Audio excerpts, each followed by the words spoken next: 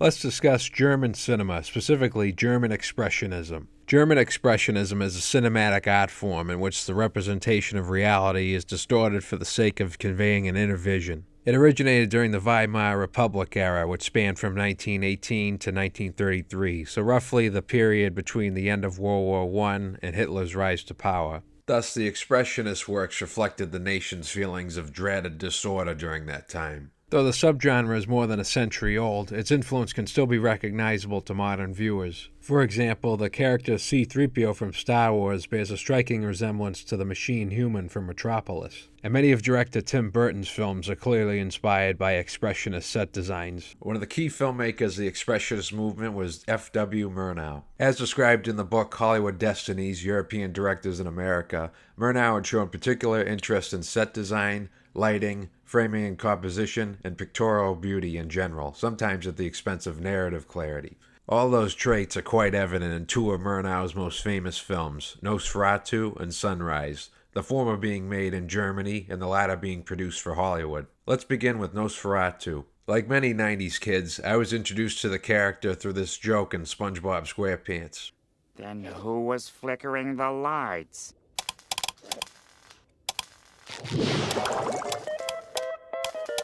Nosferatu!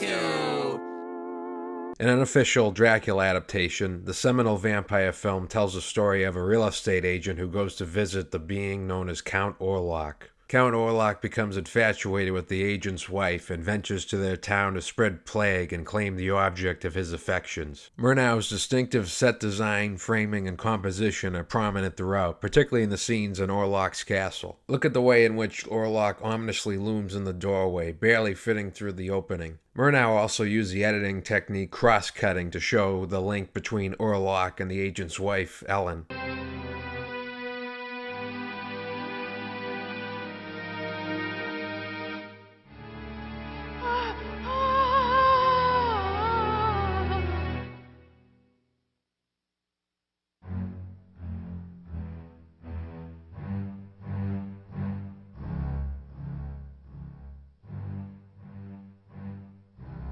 As Professor Sabina Hake elucidated, the Expressionist film is primarily a visual phenomenon, a mise-en-scène of fear and desire. Mise-en-scène refers to what filmmakers choose to show on screen, and Murnau utilized specific cinematic techniques to show beauty being pursued by the beast. Unlike other depictions of Dracula, where he at least appears to be human, Count Orlok is clearly portrayed as a grotesque creature. Actor Max Schreck was given heavy makeup with his rodent teeth and his claw-like hands. His appearance has been likened to an anti-Semitic caricature. Author Eric Rentschler explained, in Max Schreck's incarnation, the vampire bears a stunning similarity to Nazi representations of degenerate Jewish physiognomies. This unfortunate stereotype would reach its apotheosis with the propagandist films of the Third Reich. Orlok is a prime example of otherness, a figure in fiction who's ostensibly different and alien to the average viewer.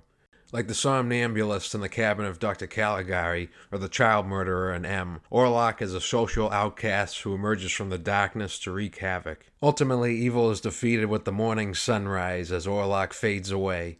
The film carries a subtitle, A Symphony of Horror, which suggests a continuity with Murnau's Hollywood film, Sunrise, A Song of Two Humans. A symphony suggests a piece that's heavy and baroque, while a song appears to be more universal and accessible. I consider Sunrise to be the more entertaining and accessible picture. It has a tighter narrative structure and a more varied tone. Murnau moved to the U.S. in 1926 and was quickly recruited by producer William Fox to bring an expressionist sensibility to American cinema. Sunrise is a melodrama about a married man who cheats on his doting wife with a woman from the city. The seductive woman attempts to goad the man into murdering his wife so they can continue their affair. Ultimately, the man can't follow through with the deed, and the rest of the film follows his reconciliation with his wife. A melodrama is a subgenre focusing on social issues, and this movie promotes domesticity over carnal desires. Title cards are used sparingly in Sunrise, but the ones at the very beginning are quite telling.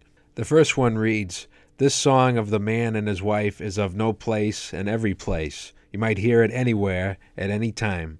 These characters are portrayed as ordinary people. There are no others or a Count Orlok equivalent, though the woman from the city comes the closest. The woman appears as a phantom embracing the man, echoing the same optical effect used for Count Orlok. Professor Hake had also said, Murnau's poetic realism thrives on powerful dichotomies between interiority and exteriority, temporality and spatiality, and subjectivity and objectivity that resist all efforts at integration and mediation. While Nosferatu is a prime example of dark cinema, about the horrors that linger in the shadows, Sunrise is more concerned with portraying the outside world as a scary place. Murnau's expressionist techniques are still on full display as the outside moonlit scenes feel like some warped reality. When the woman describes the city to the man, we're shown this disoriented montage full of dizzying dissolves.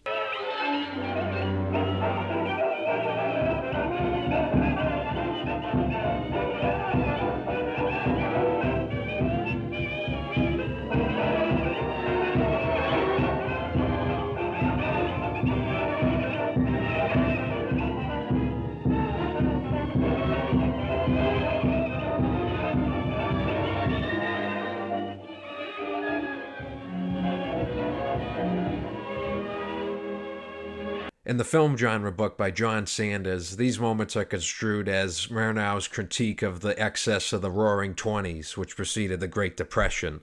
There's darkness lingering beneath the shiny surface, just like in the character's marriage. Similarly to Nosferatu, the film ends with the woman lying in bed. Though both films conclude with a sunrise, the film's sunrise ends on a note of hope rather than melancholy. A happy Hollywood ending.